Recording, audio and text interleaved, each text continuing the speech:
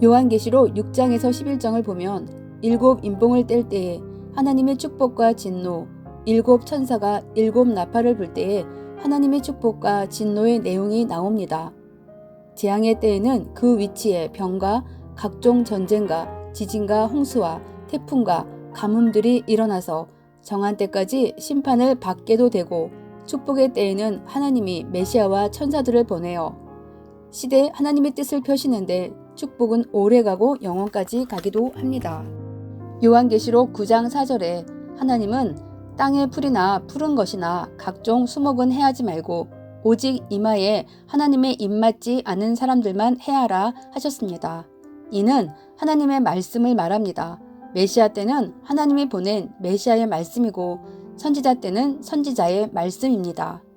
어느 시대에 누구든지 하나님이 그 시대에 택한 자에게 해를 주면 해를 준 자를 재앙과 병으로 치셨습니다. 그러나 말씀의 인을 맞은 자는 미리 표시해 두고 재앙의 해를 받지 않게 하셨습니다. 말씀이 인이며 말씀이 표시입니다. 모세가 하나님의 말씀을 듣고 이스라엘의 택한 백성들을 애굽에서 이끌어 나올 때도 그들을 괴롭히고 못 가게 잡은 자들을 재앙으로 치셨습니다.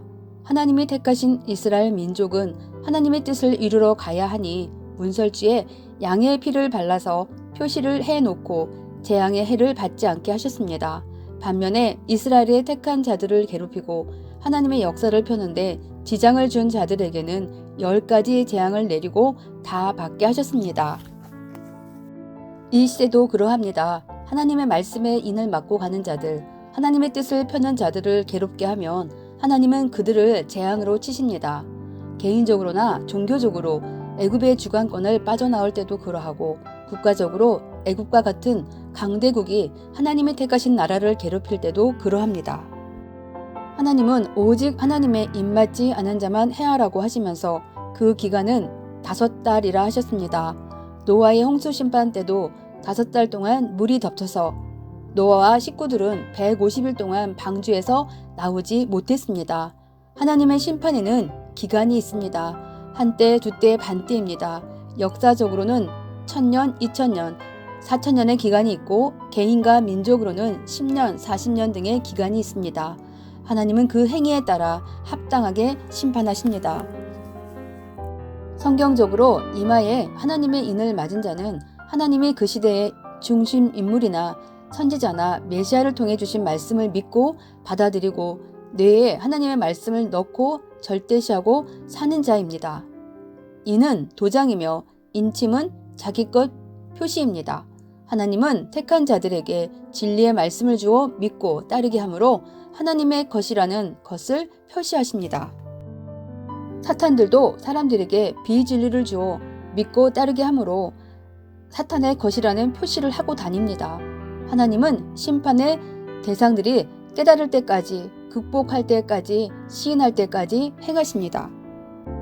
정명석 목사의 개인을 봐도 지난날 삶 가운데 시대의 하나님의 말씀을 절대 믿고 따르니 전쟁과 죽음에서도 살려주시고 같이 있는 자들도 해를 받지 않게 하시고 세계 복음을 전하러 다닐 때 악인들 속에서 나오게 하시고 질병과 지진과 태풍과 각종 환난에서 나오게 해주시고 해됨이 없게 해주셨습니다. 섭리사 각 개인 모두 그러합니다. 시대의 말씀을 지켜 행해야 하나님의 입맞은 자입니다.